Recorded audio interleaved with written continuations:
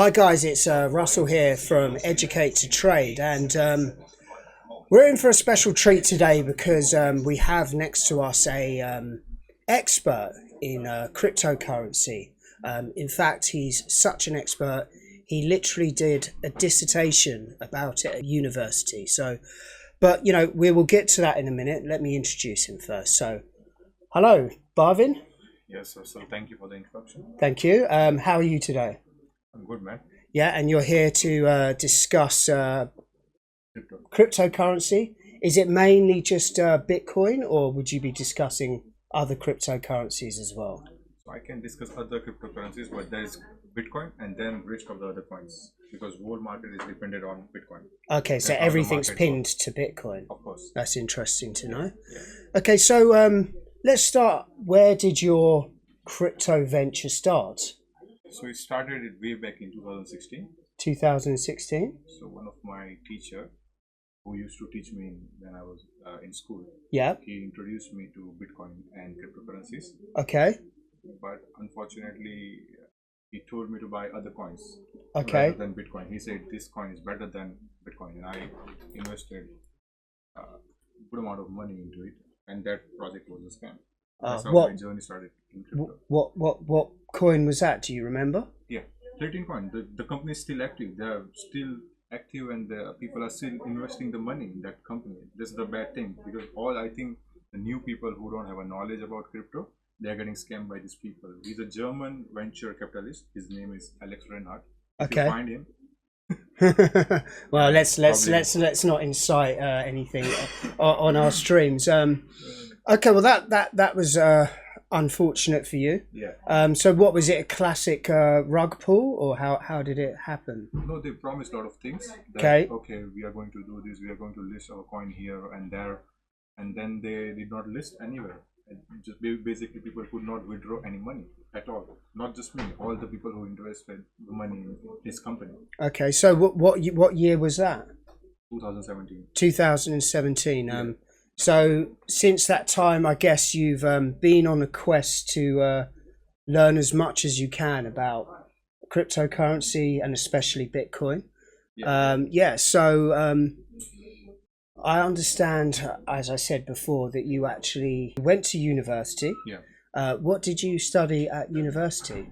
Oh, I did mechanical engineering. Mechanical engineering. Yeah. So nothing even remote. In India, I did my diploma in mechanical engineering, my bachelor's in mechanical engineering. Yep. Yeah, that's what I did. And then I had a gap of 3 years. Okay. And after COVID, I did my IELTS to come to UK, and I did my master's in UK in business intelligence and digital marketing.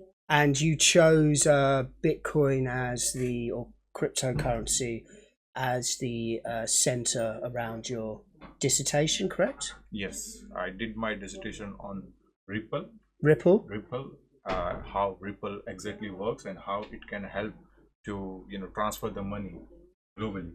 Okay. Because I think the current banking system is really slow, and they charge like a lot of fees. And if you use crypto, it's really cheap. I mean, you can transfer probably $1-2 million with like negligible fees of like $1 or $2. Okay. So why are you gonna use a bank when they are charging way more fees? Do you feel this is the reason for such a resistance from banks for crypto? Because obviously the narrative when I was first learning about crypto is crypto's never going to make it. The whole thing's a scam. It's going to crash. Everyone's going to lose their money. And the people that are using it are basically criminals. So do you think that narrative was pushed by the banks to 100%, no doubt about it. Okay. Because they knew what is Bitcoin, and if Bitcoin will stay here, they knew they will have a trouble, and they are already facing a trouble. So if they don't add a blockchain, they will left behind. So they are already building a blockchain. JP Morgan, all the big banks, they are building their own blockchains. Okay. Yeah. So they're building their blockchains, and is that based off Bitcoin, or is that based off Ethereum? No, they are building their own blockchain. Okay, from ground up. Yeah, from ground up, yes. Okay, so they do know that maybe one day. Well, I mean, I know you have a different theory about this, that cryptocurrency will actually take over as, do you think it would be a worldwide fiat currency? So Bitcoin is already universal currency. Yes. In minus, but people don't use Bitcoin now to buy day-to-day things. You can still use Bitcoin in many countries, and even in UK. I can show you where you can use your Bitcoin at. Okay. There's one application called BTC Map, where you can see where you can use your Bitcoin. Okay. In what restaurants, what stores you can go in that store, and you can buy anything with Bitcoin in UK. Yeah, it's I think already happening. There are. I've heard that there are other countries that are readily accepting Bitcoin as a currency that's widely used. What countries would they be that are more accepting of Bitcoin? So in El Salvador, Bitcoin is a legal tender. Oh, so in you El can Salvador, buy anything, oh anything really? with Bitcoin, yeah. So you can just go to a shop and anything you can buy with Bitcoin. It's a legal tender in El Salvador, and there's one more country in Africa. I don't remember the name. These are the two first country who did accept Bitcoin for anything. It's a legal tender there. So how would a transaction look in this country? I go to a shop, yeah, and I wanted to buy something small for like maybe, let's leave it in dollars, $30. Yeah. What would you do? Would you just have to get your Bitcoin wallet out and just transfer it to the? So to be honest, there is way more cryptocurrencies and way more innovation has happened since the launch of Bitcoin. Right. Bitcoin was launched in 2009 in October somewhere by Satoshi Nakamoto.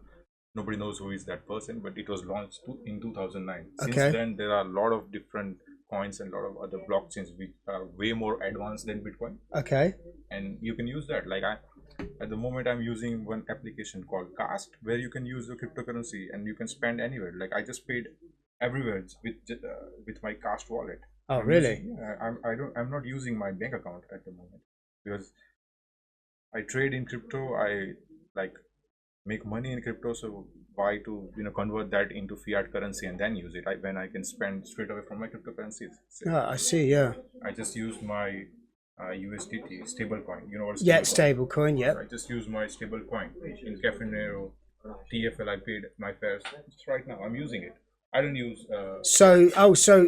So I see. So it's like a credit card. Yeah. And you just scan it like a credit card. Yeah, it is. And it would do all the conversion here, and then Yeah.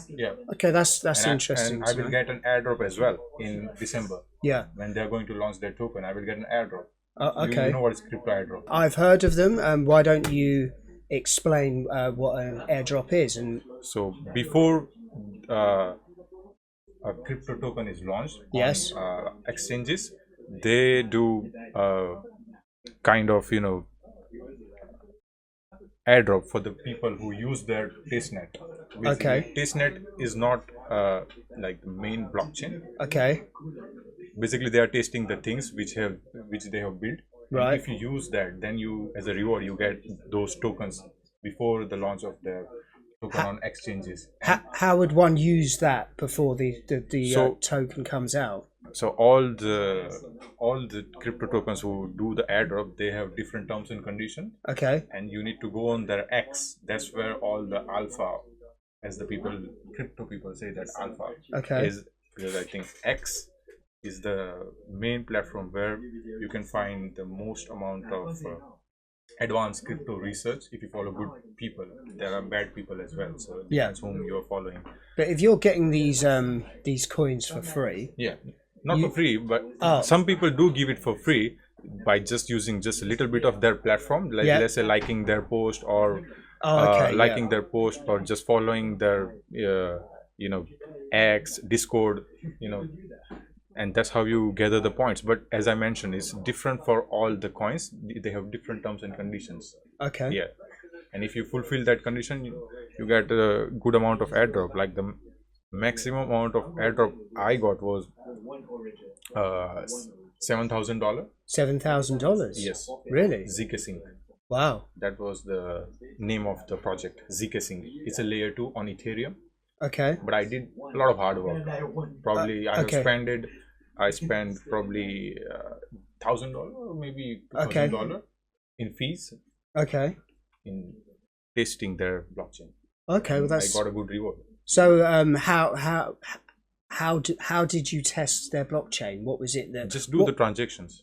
There's transfer from one blockchain to another blockchain. As I mentioned, there are different terms and conditions you need to fulfill. You need to follow their X, whatever they are saying. Okay, cool. Sometimes they don't say anything, but that's how it works. I mean, that's interesting to know that people could actually get involved with Bitcoin, or sorry, should I say other cryptocurrencies, and not really have to invest highly in it, and then, you know, do these certain tasks, get coins, maybe hold them, because that brings us to the next point. So as I understand, when it comes to you trading Bitcoin, you've got more of a different theory about trading.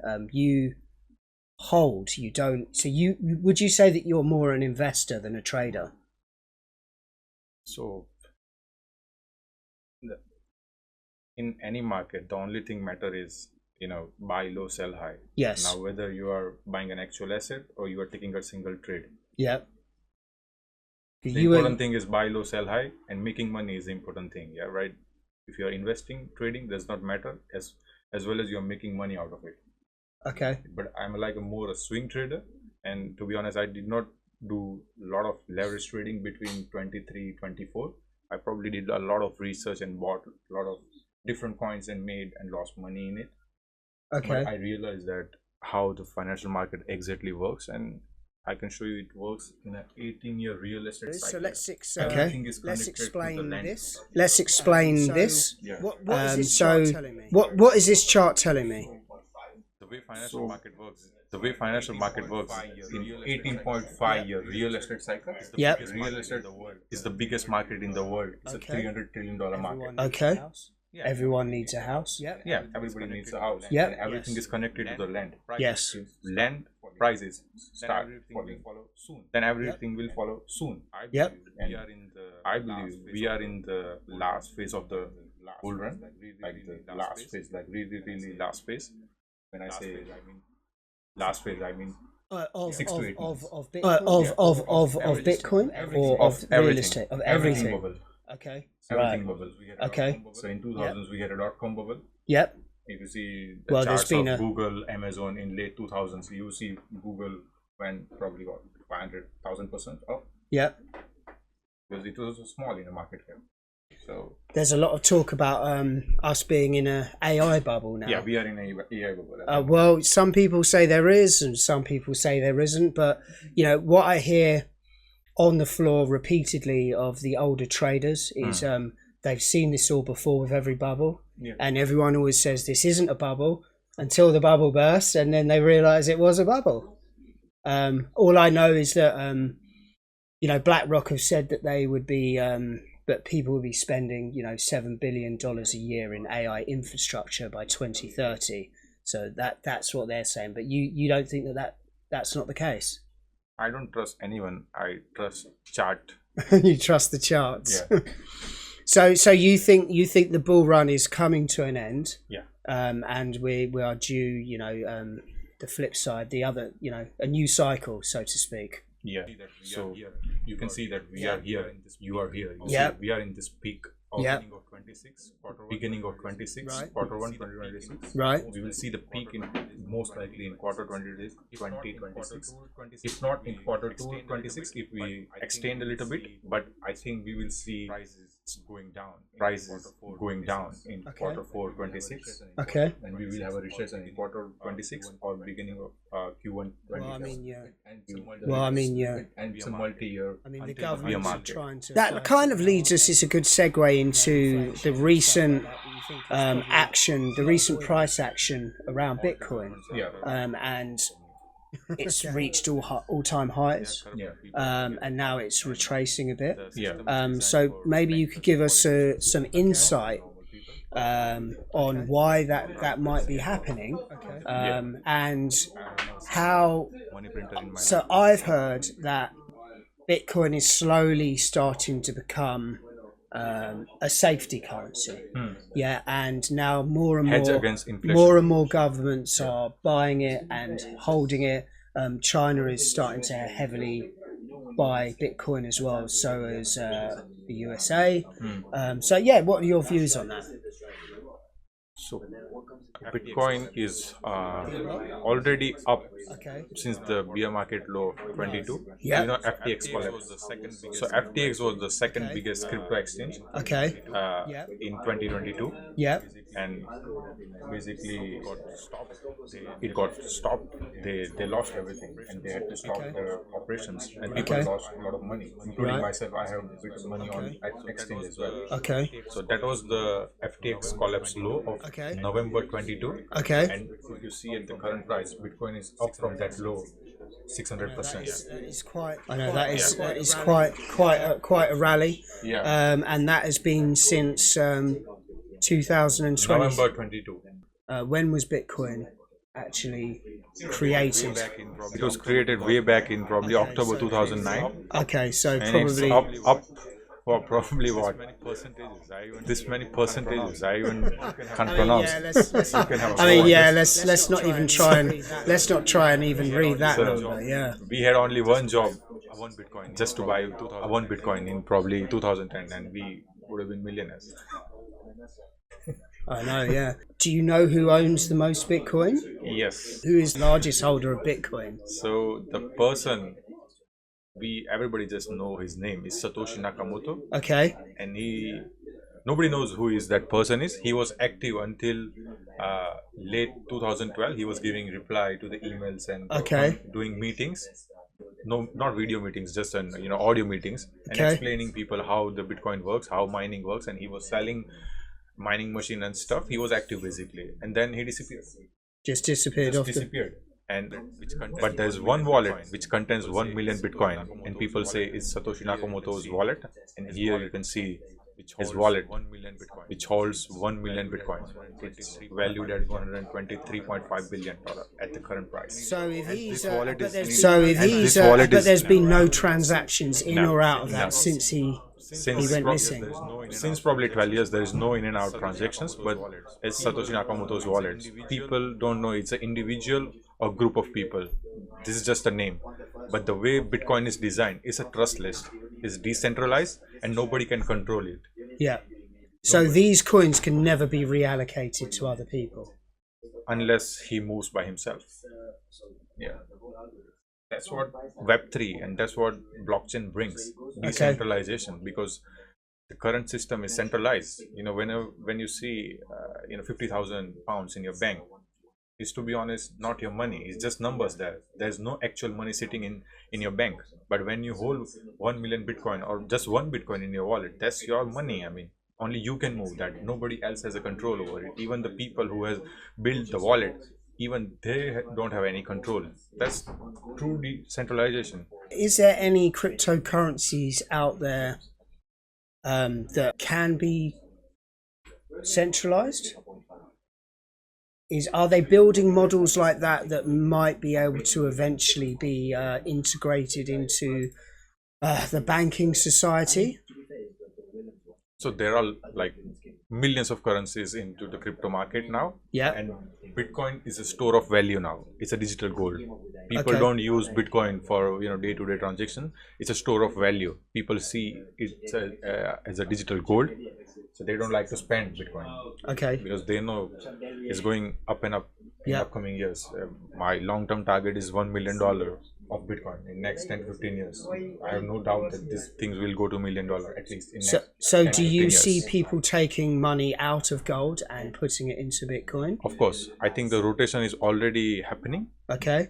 If you see the gold's chart, is just went parabolic from nowhere up. Yeah, I mean, I think a lot of that's to do with the fact that there's no data coming out of the US now, right? As well. Yeah, probably you can say that, but I'm a technical trader. I'm not a fundamental trader. So I believe this market is run by BFI. When I say BFI means banks and big financial institutions. These are the people who run this market. So I wanted to show you probably this Bitcoin and gold ratio. Okay, yeah. And Bitcoin if you see, Bitcoin gold ratio is Bitcoin gold ratio is So perfect buy zone.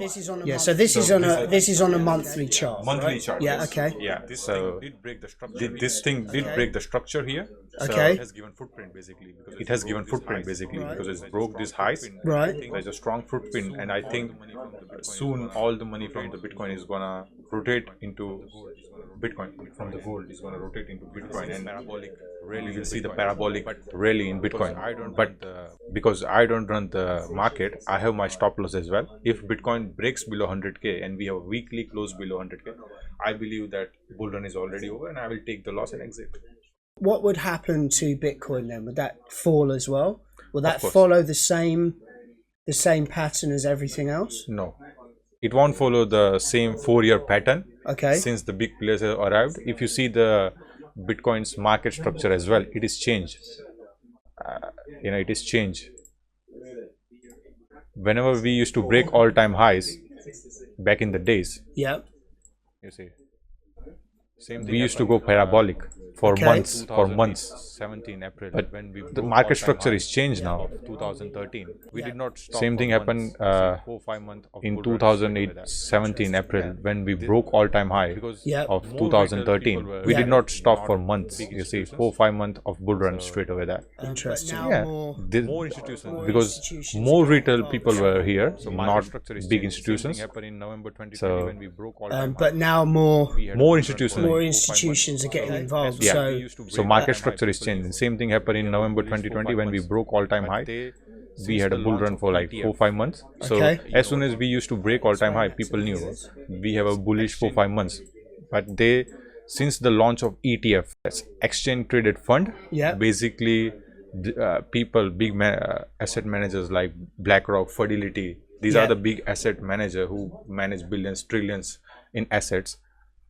So they need an approval from SEC, Security and Exchange Commission of America, Yeah. and they filed a Bitcoin ETF way back in 2018, Okay. but did not got approved for 6 years. Okay. And it got approved in January 24 for the first time after waiting 6 years. So you know how big thing is that. Okay. They waited 6 years to buy a Bitcoin. Because Okay. they buy in millions, not So the 10,000. market just really only opened to them 6 years ago. Yeah. Sorry. Yeah. No, 6 years ago, ETF got approved. Yeah. Yeah, it got approved in January 24. So that's when they started aggressively buying. Aggressively buying. You can see the in chart here. Yep. You can see this. This is ETF buying all. Yep. And then we broke all-time high. That was a bull trap. Yep. That was a trap. Yep. And that was when they halted the price for months. People lose patience. Especially the retail people who don't have enough money or who don't have more patience. Yep. Because these big institutions, they have patience. Of course. And Because they're busy trading other things as well. So they're not just concentrated on one asset. yeah, they are the market makers, so they know what they are doing. Yes. They are the people who make the chart for. Yeah. So, you see market structure change. Before whenever we used to break all-time high, that's boom. We used to go parabolic for next 3 to 4, 5 months. But we just went down for 4-5 months. Okay. So market structure changed, and then in November 24, when Donald Trump got elected, Yeah. because he was a big supporter of Bitcoin Of course, and I remember that, cryptocurrencies. yeah. People just bought Bitcoin, and it was really bullish for Bitcoin because he came in Bitcoin conference as well, and he said openly that I will do Bitcoin reserve. Yes, that's right. We will do Bitcoin stockpile. So as soon as he won the election, there was a boom in the crypto market, probably in all market, but especially in crypto. So this thing went from $70,000 to $108,000. So it broke for the first time. It broke the 100,000 mark. Yeah.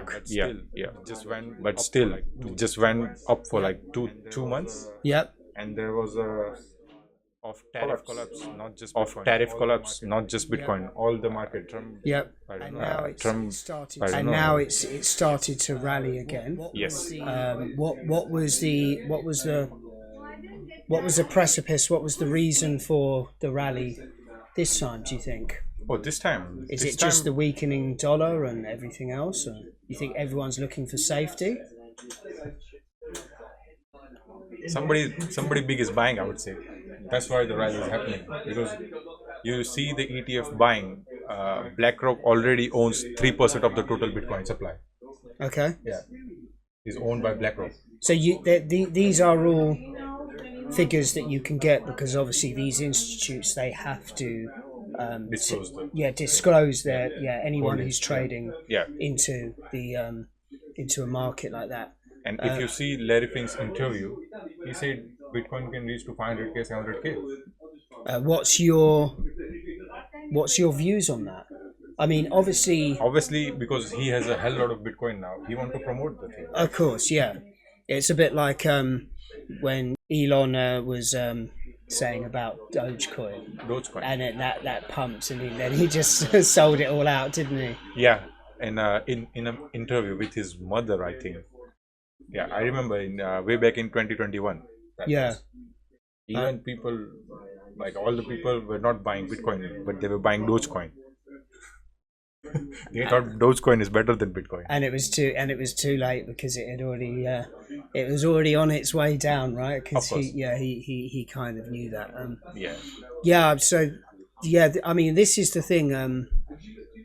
Back then, before major players, it was quite easy for the charts to be, manipulated. Really, what the question is what's the split at the moment from big institutions to, the average person? What's the split on the ownership of Bitcoin? Do you know that? So probably this is the first time in history where the normal people who front run big banks and big asset managers. Okay. They were fearful of Bitcoin, and they did not buy Bitcoin when it was a $1 or $2, $100, $200. But all the normal people who bought Bitcoin at $200,000. Yeah. Crypto has made a lot of millionaires and billionaires in the last 5 to 10 years. So you're saying that the majority of the Bitcoin at the moment is still held by public wallets, yes. not by institutions. Yeah. Do you think the institutions would like to sway that number? Of course, they are already doing it. As I mentioned, BlackRock owns 3% of the total Bitcoin supply now. But that is quite astronomical, isn't it? Really. See, they got the money. So really, there would be a good reason to drive Bitcoin low for them to actually start buying again, right? The way I see the chart, I would say this is BlackRock's and big players' entry here, $40,000. It's never coming here. Bitcoin is never coming to $40,000 in our lifetime. Okay. We will never see Bitcoin at $40,000, because the way Bitcoin is designed, it costs miners to mine one Bitcoin. Yes. $80,000. So it costs $80,000 for one Bitcoin. For one Bitcoin to mine. Okay, fair enough. If you're a mining machine, if you're a miner, it costs you $80,000 to mine one Bitcoin. Energy, electricity, everything, including. If the price is $40,000, why anybody will mine Bitcoin? There's no point of mining that, right? So you'd say that if Bitcoin falls under $80,000, Bitcoin is finished? No, not finished. Not finished. That's what people said when every time Bitcoin falls. Right. But that was the best buying opportunity. So Bitcoin in 2013 bull run. Yep. Yeah, after halving of 2012. You know what is halving? It happened last year. Last year, yeah. 24 we had a halving. I was actually talking about this with someone. Why don't you actually explain what halving is and why they do it? So when Satoshi Nakamoto built Bitcoin, he pre-programmed everything. Okay. So last Bitcoin halving will occur, if I'm not wrong, is in 2140. Okay. That's where last Bitcoin halving will occur. Right. And every 4 years, yeah, all supply of the Bitcoin, like the miner reward, will get half. So if 6 Bitcoin is is mined in one block, right, then after 4 years it will be 3 Bitcoin per block. Okay. Basically half of the supply.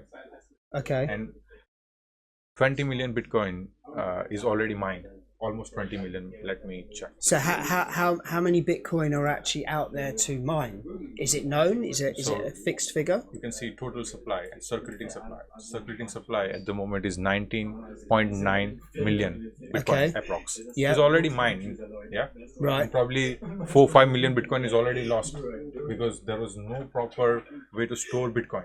Back in the days, 10 years ago, there was an old exchange named Mt. Gox. Heck, and a lot of people lost their Bitcoin.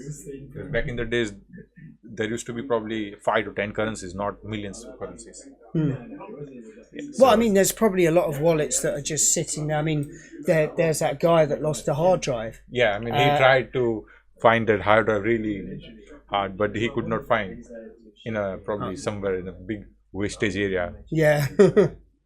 So so like you're saying, so a lot of Bitcoin has actually gone missing, and there is only now 1 million Bitcoin left to be mined if you ignore this. Yeah. Okay. Yeah. So you think there's only 1 million Bitcoin to be mined? Okay. So does the halving help with that situation then? Of course, it's supply and demand, right? Yep. There is a hell lot of demand. You can see this asset manager and all the people are FOMOing into Bitcoin. Okay. Yeah. Every day they are buying millions of dollars of Bitcoin by ETF in US. And just I think last week, ETF got approved for London Stock Exchange. Oh, really? Yeah, BlackRock's ETF got approved last week. Okay. IBIT on London Stock Exchange. Yeah. Okay, so Bitcoin ETF of UK. Okay, wow, that's quite a big thing. Yeah. So what would that mean to the average retail Bitcoin trader? Not for the trader, but I think normal people can then invest in Bitcoin ETF. They have a more trust in Bitcoin. Okay. So because everybody follow the people. Yeah. Everybody follow the person who has more money than them. So basically, I would say everybody is following BlackRock. Okay. Yeah. Fair enough. I mean, okay, well, that's interesting stuff. So let's look in your eyes 5 years into the future. Where do you think we would? I know you said that you think that this cycle is over and we're going to go into. We are in the last phase of this cycle. Yeah. Like the next 5 to 6 months, I will for November. I'm still really bullish unless Bitcoin breaks below 100K. Okay. If it goes to all-time high, everything gonna soon follow. So, do you think Bitcoin will then pull back considerably and then start to go up again? What do you think is going to happen? Just when we started the podcast, Bitcoin is falling a little bit. Okay. So I use 50% level because 50% level is like a magnet for like any chart. Okay. You can try. Okay. And you see the 50% level from tariff crash of Trump. Yep. To new all-time high. The 50% level is here, 100K. Okay. And if we had a weekly or multiple daily closes below this level, I would consider that cycle is already over. Okay. And I will take the loss unless the market structure gets changed. Okay. Yeah. But depends, on your strategy, how you're active trader, leverage trader, or you are an investor which sees Bitcoin at $1 million in next 10 to 15 years. So this is all so you buy the deep opportunity for you. You wouldn't say that we'd be seeing 150K on Bitcoin anytime soon? My first target for Bitcoin is 134K from 134. Here. Yeah. Okay. Unless we, as I mentioned, unless we go under the 100. Yeah. Yeah. So I still have this target in my mind. Okay. The next target is 160K. Okay. That's not just random targets. I have done my research and use other analytical tools, but because that chart is a bit messed and you won't see these things clearly, that's why I'm. So what's your take on meme coins? Because meme coins recently have been a very hot topic. I know obviously they're all pinned to other cryptocurrencies, but it'd be good to get your views on meme coins. So there is a lot of insider trading which happens in crypto, unfortunately. Okay. And the way things work in crypto, if you have good connections with big players, like say owner of the Coinbase, Brian Armstrong, or CZ, the owner of Binance, you know the news already before it get published. Okay. You buy the coins before the pump because they are going to promote it. Right. These are like, unfortunately, that's how the things work in crypto. So you think a lot of these meme coins are so already this is like a pure gamble. You're just Okay. gambling your money. You have to accept the fact, unless you have a like insider news which normal people don't know, and you have an edge against normal people. You already know that news. Okay. So you already buy the coins. Okay, that's Let's good. say you are a dev. Yeah. You build that coin. Now you are the owner of that currency. You are the owner of that, I would say, that coin. Yeah. And you can sell whenever you want. Yeah. No, I know what you're saying. After Yeah. it has reached certain level of market cap, because it starts from zero. You know what is pump.fund? Yeah. You know what is Pump funds. Yeah. Pump Yeah. fund. Yeah. You can launch your coin. Yeah. Just Yeah. $10, $100. No, I know. Yeah. With just little bit money, you can launch your coin, and it can go to millions of dollars in market cap. And then it can just. But this I think this is a good point. If you are, not of massive money, and you launch your coin and it goes to like 1 million and 2 million, the chances are you're just going to be like, yeah, I'm just gonna pull the rug out on that, aren't you? You're going to take the money, right? Yes, I mean, that's how the game is played. Yeah. At the moment. So I did a lot of meme coin trading as well. I lost a lot of money. That's how we learn in financial market, by losing, not by winning. Yeah. Okay. Yeah. That's good advice out there for everyone. The thing is to learn from your losing positions, right? Yeah, that's how you learn. Okay. Cool. Well, I think you've given us a great insight into Bitcoin and into the future of Bitcoin, and it was really nice talking to you. Yeah. And maybe we'll catch up again in a few months to see how close we are to this end of this bull run, and maybe end of the cycle, I would say. End of the cycle, and maybe Bitcoin dominance is changed a bit. So Bitcoin dominance is looking strong, to be honest, at the moment, unless we have a break off.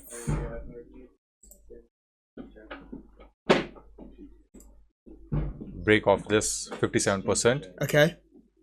Then probably this money will rotate into the altcoin, and we can then see this 2x, 5x, 10x, because it's possible to make 100x, 1000x in crypto. But it comes with a risk. Nothing comes without risk in any market. Yeah, that's and correct. When you are asking for 100x, 500x, you have to take a hell lot of risk. Yeah, that's correct. Yeah. Okay, well, thank you, Bhavin. That was very insightful. Is there anything else that you would like to add before we call it for a day? Yeah. Okay. So rather than trying to chase 100x, 50x in crypto and gambling money, I would say build patience, because try to understand what is Bitcoin, the potential of Bitcoin, and buy Bitcoin every day rather than any other asset, because Bitcoin is sitting at $2.2 trillion by market cap at the moment, and nobody controls it.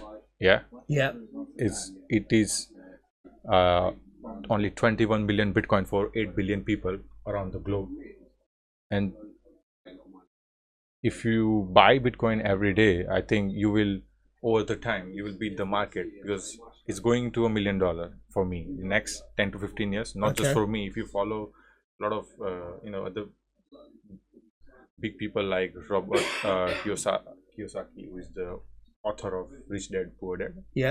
He has also said the same thing, and Michael Saylor as well. If you listen to his last speech of Bitcoin 2024 Las Vegas, he has his forecast that by 2045 Bitcoin is at least going to $13 million per coin. That's a bear case. Yeah. And that's his base case is I think 20 or 25 million, and bull case is $40 million per coin.